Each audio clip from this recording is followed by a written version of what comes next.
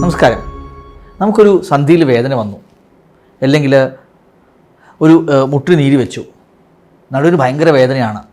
അങ്ങനെയൊക്കെ വരുമ്പോൾ ആളുകൾക്കുള്ള ഒരു പ്രധാനപ്പെട്ട സംശയം, അത് റുമറ്റോളജിസ്റ്റിനെയാണോ കാണേണ്ടത്, അത് ഓർത്തോപീഡീഷ്യൻസിനെയാണോ കാണേണ്ടത് എന്നുള്ളൊരു ചോദ്യം എപ്പോഴും ആൾക്കാർക്ക് മനസ്സിൽ വരാറുണ്ട്. പലപ്പോഴും കൺഫ്യൂസ് ആകാറുമുണ്ട്. അപ്പോൾ എങ്ങനെയാണത് ഐഡൻറ്റിഫൈ ചെയ്യാൻ സാധിക്കും, ഏത് റുമറ്റോളജിസ്റ്റിനാണോ ഓർത്തോപീഡീഷ്യൻസിനാണോ കാണേണ്ടതെന്നുള്ളത്.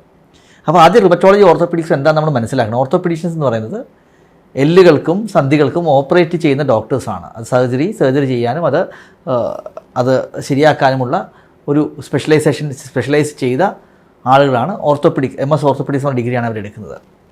അതേസമയം റുമറ്റോളജിസ്റ്റ് എന്ന് പറയുന്നത് പലപ്പോഴും മരുന്നുകൾ കൊണ്ടും ഇഞ്ചക്ഷൻസ് കൊണ്ടും ഈ അസുഖം ട്രീറ്റ് ചെയ്യുന്നവരാണ്. ആർത്രൈറ്റിസും അതുപോലെയുള്ള കാര്യങ്ങൾ ട്രീറ്റ് ചെയ്യുന്നവരാണ്.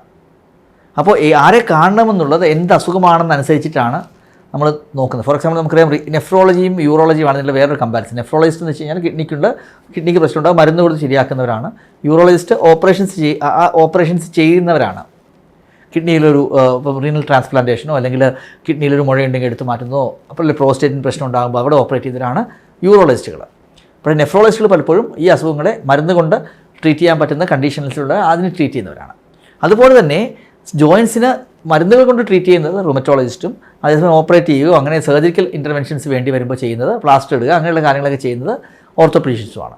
അപ്പോൾ എപ്പോഴാണ് നമ്മളിത് എങ്ങനെയാണ് കാണേണ്ടതെന്നുള്ളതാണ് ചോദ്യം. അപ്പോൾ ചെറിയ എക്സാമ്പിൾ പറയാം. ഒരാൾക്ക് മുട്ടിൻ്റെ വേദന വന്നു. അപ്പം അത് റുമറ്റോളജിസ്റ്റിനെ കാണണം ഓർത്തോപീഡീഷ്യൻസിനെ കാണണം നമ്മൾ തീരുമാനിക്കുന്നത് പലപ്പോഴും ഒരാൾക്ക് അതിന് മുമ്പ് മുട്ടുമടങ്ങി വീണു, അല്ലെങ്കിൽ പെട്ടെന്ന് ഫുട്ബോൾ കളിച്ചുകൊണ്ടിരിക്കുകയായിരുന്നു, കാലിടറി, അല്ലെങ്കിൽ ഒരു ആക്സിഡൻറ്റ് സംഭവിച്ചു. അപ്പോൾ അങ്ങനെയാണ് പലപ്പോഴും സംഭവിക്കാൻ സാധ്യത എന്ന് പറയുന്നത്. അത് ചിലപ്പോൾ മുട്ടിനോ അല്ലെങ്കിൽ മുട്ടിന് താഴെ ചെറിയ ഫ്രാക്ചർ ഉണ്ടായിരുന്നിരിക്കാം, അല്ലെങ്കിൽ മെനിസ്കൽ ടയർ വന്നിരിക്കാം, എല്ലുകൾക്ക് എന്തെങ്കിലും ക്ഷതം സംഭവിച്ചിരിക്കാം. അങ്ങനെയുള്ള കാര്യങ്ങൾ പലപ്പോഴും ഓർത്തോപീഡീഷ്യൻസിനെയാണ് നമ്മൾ കാണേണ്ടത്. പക്ഷേ ഒന്നുമില്ല, പെട്ടെന്നൊരു ദിവസം എഴുന്നേറ്റപ്പോൾ മുട്ടിന് വേദന വന്നു, നടന്നുകൊണ്ടിരിക്കുക, മുട്ട് നടക്കുമ്പോൾ വേദനയുണ്ട്, മുട്ടിന് നടക്കാൻ വയ്യ, പടി കയറാൻ വയ്യ, അങ്ങനെയുള്ള പ്രശ്നമാണ് പലപ്പോഴും ആർത്രൈറ്റിസിൻ്റെ പ്രശ്നം കൊണ്ടായിരിക്കും വരുന്നത്. അപ്പോൾ ആദ്യത്തെ പ്രശ്നത്തിൽ ഒരാൾ ഒരു ആക്സിഡൻറ്റ് നടന്നിട്ട് മുട്ടിന് വേദന വന്നു, അല്ലെങ്കിൽ കാലൊടിഞ്ഞു, അല്ലെങ്കിൽ കാലിന് ഫ്രാക്ചർ വന്നു, ഹിപ്പിന് വേദന വന്നു, അങ്ങനെയുള്ള കാര്യങ്ങൾ നമുക്കറിയാം, മെഡിസിൻ കൊണ്ടത് ശരിയാക്കാൻ പറ്റില്ല. അപ്പോൾ നമ്മൾ ഓർത്തോപീഡീഷ്യൻസ് തന്നെയാണ് കാണേണ്ടത്. ഓർത്തോപീഡീഷ്യനെ കണ്ട് അത് ചിലർക്ക് സർജറി വേണ്ടി വരും, ചിലർക്ക് പ്ലാസ്റ്റർ മാത്രം മതി, ചിലർക്ക് റെസ്റ്റ് എടുത്താൽ മതി, അതെന്താണെന്ന് അവർ പറയും.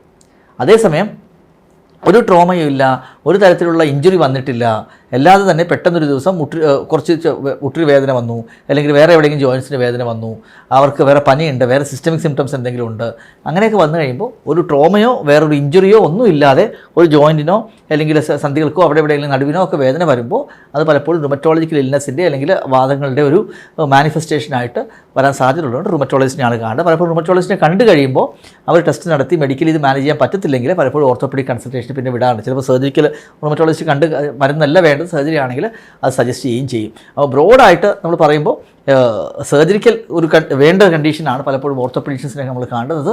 സർജറി വേണ്ടാത്ത അത് മെഡിക്കൽ മാനേജ്മെൻറ്റ് വരുന്ന കണ്ടീഷനാണെങ്കിൽ അത് റുമറ്റോളജിസ്റ്റിനെയാണ് കാണുന്നത്.